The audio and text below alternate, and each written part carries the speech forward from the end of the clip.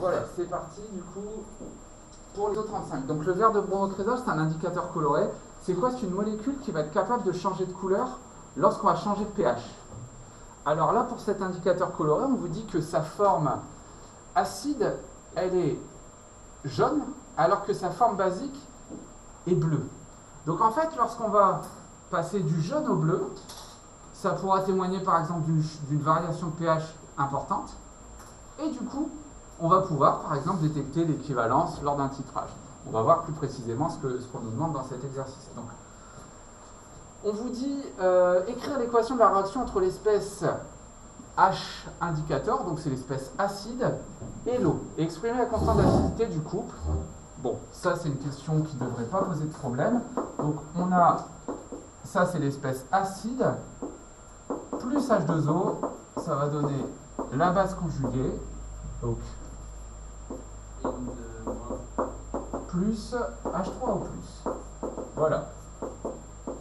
Donc, quand l'espèce acide réagit avec l'eau, là, on peut déterminer ce qu'on appelle le pKa, le Ka de ce couple, et le pKa, d'ailleurs, c'est toujours pareil, c'est l'indicateur coloré, tout ça dans l'état final, sur la concentration de la forme acide initiale, l'eau étant le solvant, on n'est pas dans la constante d'équilibre.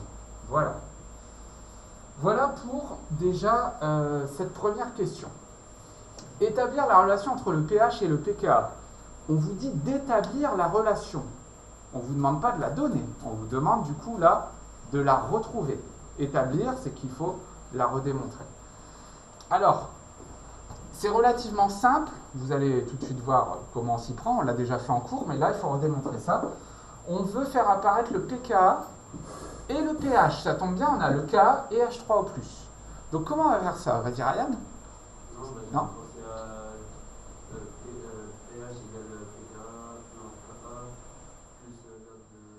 On va retrouver ça. Mais là, tu vois, on te demande d'établir. Donc, ça veut dire qu'il faut le redémontrer. Mais c'est effectivement ça. Donc, si tu sais déjà ce que tu dois trouver, bon, bah, c'est cool, hein, tu t'arranges pour le retrouver. Donc là, en fait, l'idée, c'est de faire apparaître le pKa. Ben, entre pKa et Ka, c'est quoi la relation? pKa égale? Ouais, moins log de K. Donc là, je vais faire quoi? Je vais prendre le moins log ici et le moins log ici, du coup. J'ai le droit de faire ça en maths. Hein. Donc si je prends moins log de K, ce sera égal à moins log de tout ce qui est entre parenthèses. On fera la petite pause juste après, ne vous inquiétez pas. Ok? Alors ça, je sais que c'est le pKa. Alors la fonction log, je vous rappelle, il y a plusieurs propriétés de cette fonction. Si vous avez log de A fois B, c'est égal à log de A plus log de B. Et log de A sur B, c'est log de A, voilà, moins log de B. On va utiliser ces propriétés, tout simple. Hein. Du coup, là, on va avoir quoi? Moins log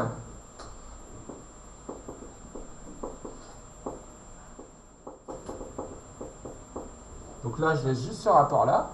Et vu qu'ici, on a un produit, plus log de H3+, mais là, il y a un moins devant. Donc, ça va faire moins log de H3+.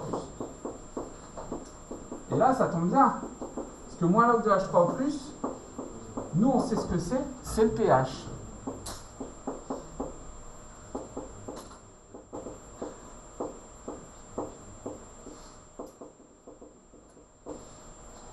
Et voilà, on a redémontré la relation qu'on avait. Alors là, vous allez me dire, ben non, on avait un plus dans l'autre. Mais oui, mais c'était pH égale pK plus log de ce truc-là. Là, on a pK égale pH moins log de ce truc-là. C'est exactement la même chose. Hein. D'accord? C'est juste qu'on a exprimé le pK et pas le pH ici.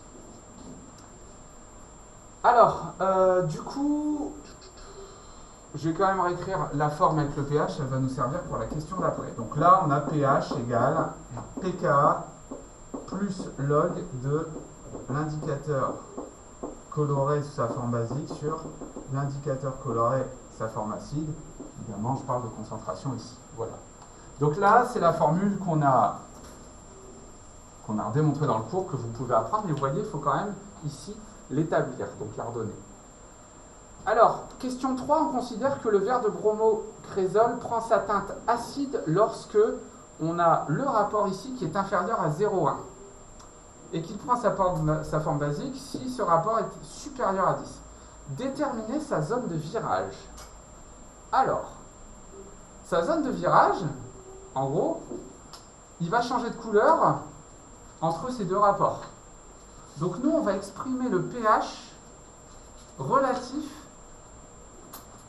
à ce rapport ici qui est égal à 0,1 et à ce rapport ici qui est égal à 10. D'accord? Donc je vais le faire juste ici, je vais effacer en haut.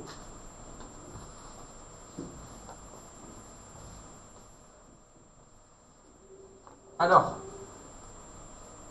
donc le pH, c'est égal au pKa plus log du coup de 0,1 dans le premier cas. Ok, donc ça, si vous le faites, ça fait 10,1, donc là ça va faire moins 1, le pKa on vous le donne, c'est 4,9. 4,9 moins 1, ça fait 3,9. Et pour le deuxième cas, c'est pKa plus log de 10, ça fait 4,9 plus 1, cette fois-ci ça fait 5,9. Ça veut dire quoi? Ça veut dire que cet indicateur coloré, il va changer de couleur, sa zone de virage, ce sera entre 3,9 et 5,9. Ouais? Ça va pour tout le monde? Du coup, là, si je fais le diagramme de prédominance, j'efface ça.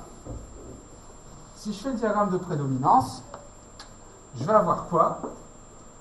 J'ai le pH là, j'ai le pKa.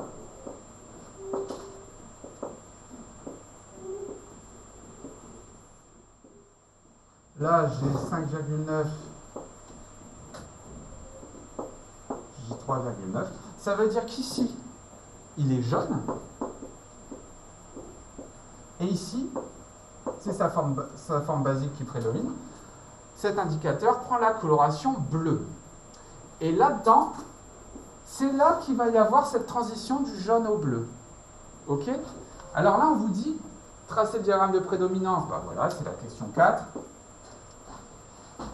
5 petites lettres utilisées pour repérer l'équivalence d'un titrage acide-base dont le pH à l'équivalence est égal à 6,3. Oui ou non? Vas-y, Simon. Bah non, parce que 6,3, c'est pas dans la zone de virage. Exactement. Donc là, on a 6,3 qui n'est pas dans la zone de virage. Donc ça veut dire que cet indicateur coloré ne sera pas un bon indicateur coloré pour repérer l'équivalence. Il va y avoir un petit décalage. On va avoir hein, ce changement de couleur à un moment. Mais on va peut-être l'avoir avec un petit décalage. Dans l'idéal, il aurait fallu que le pH à l'équivalence soit dans la zone de virage de l'indicateur coloré. Ça va? Donc ça, vous vous souvenez, on l'a fait dans un chapitre précédent.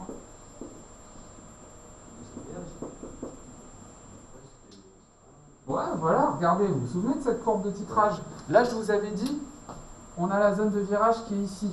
Donc vous voyez là, c'est les deux, c'est pH1, pH2. Donc si on a un changement de couleur pile dans la zone de virage, bah c'est cool, on va dire, là ça change de couleur, donc on a l'équivalence. Si on l'a après, ça va pas. Si on l'a trop tôt, ça va pas non plus. Ouais, vous vous souvenez de tout ça? Vous voyez, ce chapitre-là, il est en lien aussi du coup avec les titrages. Donc tout est au final lié. Voilà pour cet exercice. J'espère que ça va. Ouais, on prend une petite pause?